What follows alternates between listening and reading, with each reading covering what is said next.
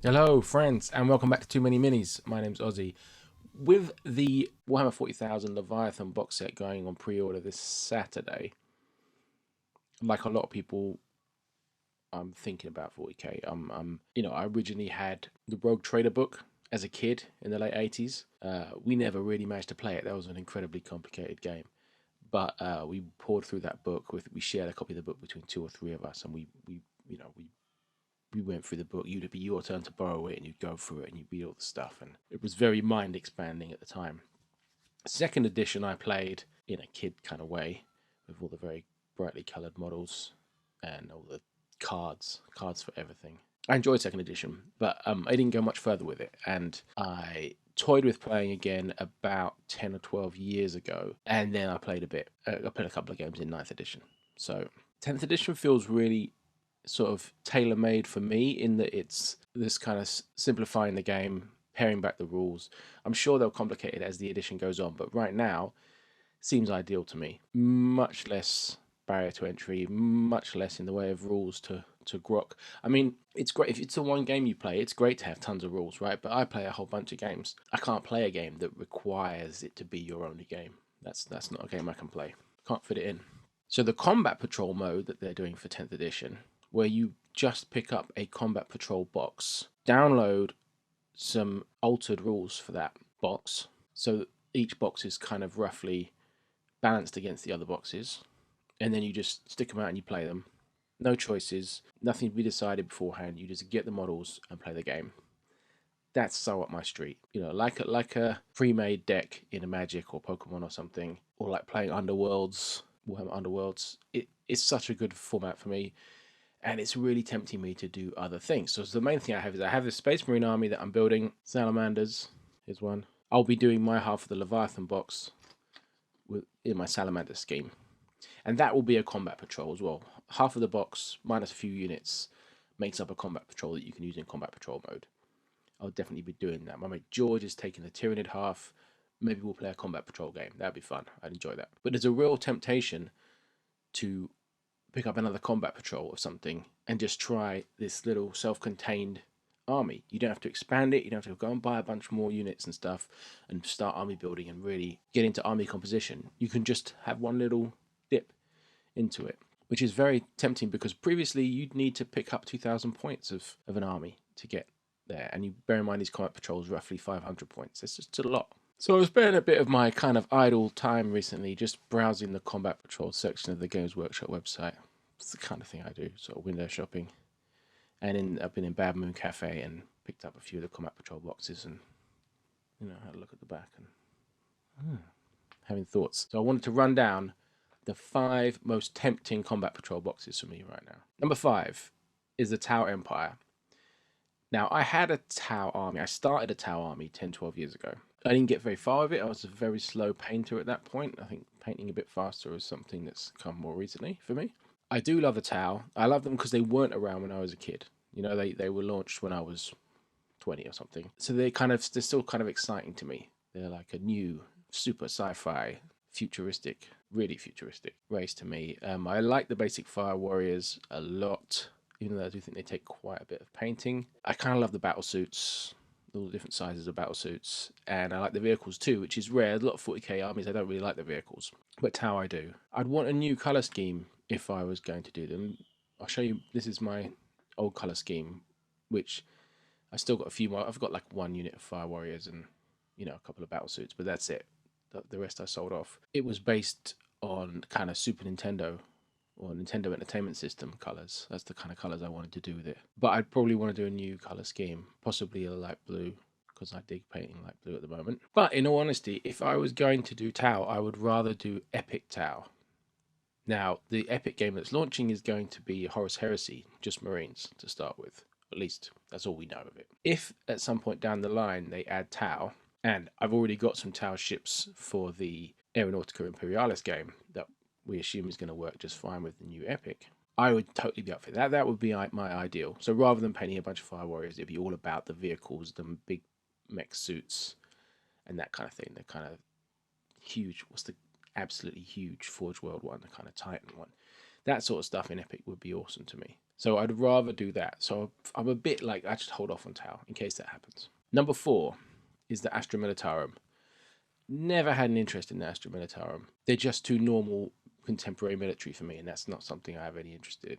I kind of only like war when it's old fantasy or future. You know, it's just not my current war is just a bit grim. So it's not my thing. But the new Cadian kit and the new range refresh they did, fantastic. And that Cadian kit is just so, I think it's the best humanoids that Games Workshop have done. And I'd actually be really excited to have a go at it, do some kit bashing, kind of get a lot of character into those models. You get 20 of those Cadians in the combat patrol. You get a command unit, which I think looks fantastic. I always think Militarum command units look great with the banners and the comms guy and the leader. Sentinel's cool. I mean, it's a bit ATST, but it's cool. And the artillery is something different as well. It's not something I ever paint. So that definitely is appealing. I don't think I'd expand it. The rest of the range I'm not that into. Like, I'm not a big tanks guy. I think commissars look great. I don't see myself expanding that. If I got the combat patrol, it would be just that. Keep it small. I found Guard more interesting when they had the kind of different units, the very Perry twins kind of, these guys are kind of Cossack, these guys are whatever. The different units with different looks, and it's moved away from that really now. And I mean, you have a couple of really clunky old kits like the Katatchan Jungle Fires who look terrible now. The Combat Patrol has the stuff I'd be interested in.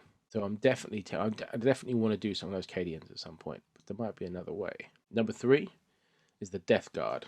The Death Guard Combat Patrol is dead boring. It comes with 30 Poxwalkers, 7 Plague Marines, the Biologist Purifier, and Typhus. So it's not a great, exciting combat patrol to get into. I mean, one of my favourite Death Guard models is the Plague Burst Crawler, and I love the Blight Lord Terminators, neither of which are in the combat patrol, so that's kind of a bummer. And it's hard to get that excited about Poxwalkers, but I did pick up from a charity shop, or most of the Dark Imperium box, and started painting them up. I've got pretty much enough Plague Marines. I've got Typhus. I would just need to buy a Biologist Purifier and 2 boxes of Poxwalkers to add to the 10 I've already done.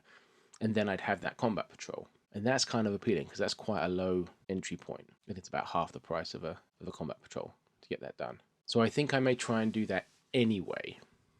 And it is an army that I'd be tempted to expand if I did do that. Because like I said, I love the Plague Burst Crawler. I just think it's such a great themey looking little tank. Most of the range is fantastic. Like, it's mostly quite recent, but they're just so maggoty and gross and twisted old metal and rust. It's just great. I think it's over the redone Chaos 40k gods. I think Nurgle's come out on top. I think they're fantastic. So very tempted to add up. This is what I've got so far. I've kind of part painted, but very tempted to knock that out. Number 2 is the Chaos Space Marines. Since working on my Chaos Cultists for the Ashes of Faith, I've definitely fallen to Chaos somewhat. Like, I've always been like, Chaos Space Marines are the least me thing.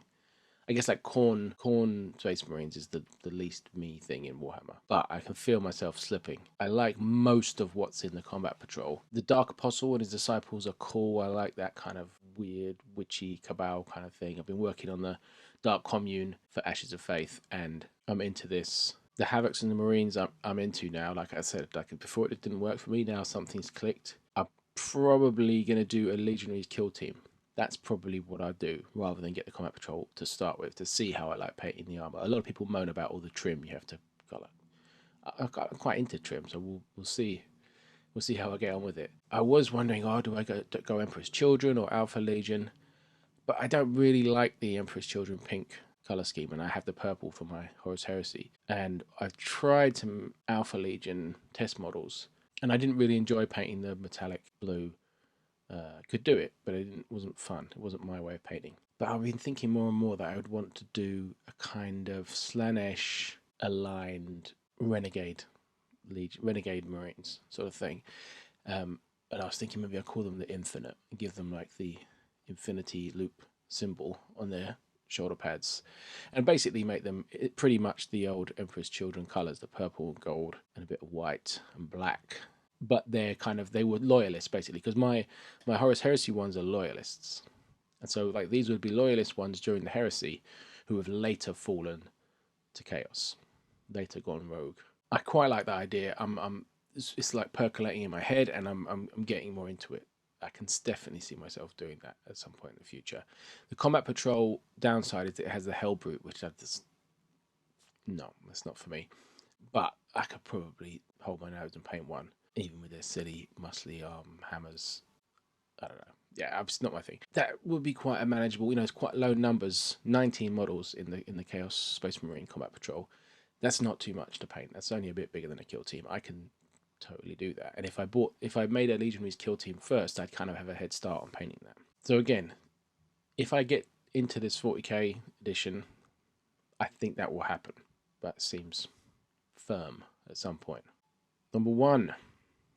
The number one combat patrol I would most like to get into is the Genestealer Cults. I love almost everything in that box. I'm not crazy about aberrants. I don't know. They're the one I'm not crazy about, because what I love is the kind of neophyte hybrids. They're some of my favorite 40k models ever. They're so human and so just off, twisted, weird. They remind me of the first issues of White Dwarf I was getting. I don't know, around 100 something. I can't remember, maybe 140s, are they? And there was loads of Genestealer Cult stuff happening in White Dwarf back then. The covers often had Genestealer Cult in them, and all these kind of crazy conversions and stuff that would be pictured in the magazine. And I don't think at the time it really registered for me as something I was into. I was into Blood Bowl and I was into other things, but into shiny Eldar and Ultramarines and stuff. But it went in my head, and when they did this new range of Genestealer Cults, I was like, yeah, it's awoken its dormant sleeper cell of Genestealer Cults within myself. And I love the range. Like all those little character models they've got are awesome, and the basic troop types are wicked. I have this idea in my head to paint them quite purpley skinned, and in kind of orange suits, like American prisoners or something. Really bright, insidious, creepy. I love the vehicles, the Rock Grinder, the Ridge Runner, the Jackals, the bikes. I think it's a fantastic range, and there's also the Genestealer upgrade frame where I could get that Astra Militarum kit, the Cadian kit, and convert them into Brood Brothers, and that opens up a whole extra wave of picking and choosing from the Astra Militarum range just for the Genestealer Cults, and that is appealing too. I could be very tempted to pick up other bits and expand it, but it's a huge horde army. You need really a lot of it to make a 2,000 point army or something. And I think that's even more so in 10th edition, having looked at the rules preview. And people say, oh, it's a really fiddly army to play. You need to be really good at the game. Spoiler, I'm not going to be really good at the game. I'm not very good at these games. I don't spend any time trying to get good at them. I just paint the models and fling them down the table and play. I play with them, basically. So it's probably be better if I just stayed to the combat patrol. I could also make a kill team. So you make the combat patrol, and then you get the character models, the Killamorph, the Locust, the Sanctus. Pick up those models and use your acolytes or whatever from the combat patrol, and you've got a kill team, a Wormblade kill team, and that would be cool. So this is going to happen. Like, I'm going to get a Genestealer Cults combat patrol. I think when my local club, when London Wargaming Guild does a kind of combat patrol campaign or something, or everyone bring a combat patrol and we'll just play some games or something, maybe I'll get into it for that once I've got a bit of a way through Leviathan. I've got some games under my belt. I can't stop looking at this box on the website. It's speaking to me, whispering the words of the Tyranids into my head. One thing I'd really like to see for the Genestealer Cults is new pure strain Genestealers, and I think we will get that in Kill Team. I think it's got to be done. It's got to be done. So I want to see that, because that's like the missing part, is that the main Genestealers I think look rubbish, especially in comparison to all those great Cults models. So that's where we're at with them. So this is what's going in my head. It's not like I don't have enough to get on with. So a Shatterpoint has arrived. I've been painting up range rulers and some models, and I'm working on Ashes of Faith to do a campaign for the channel, and there's a lot going on, but that doesn't stop me thinking of more minis. Let me know which combat patrols tempt you. try it for yourself. Just run through the list of combat patrols. Just have a look down through the page and be like, oh yeah, I can imagine doing that. Oh, it's quite tempting because you don't. The idea that you just get that and then you're done, and you don't have to then build that up to a force 4 times the size of it. It's really tempting. I'm really into it. So yeah, that's where my head is at with this new edition of 40k. I will be getting my order in Saturday for Leviathan, and excited to open it up on the 24th.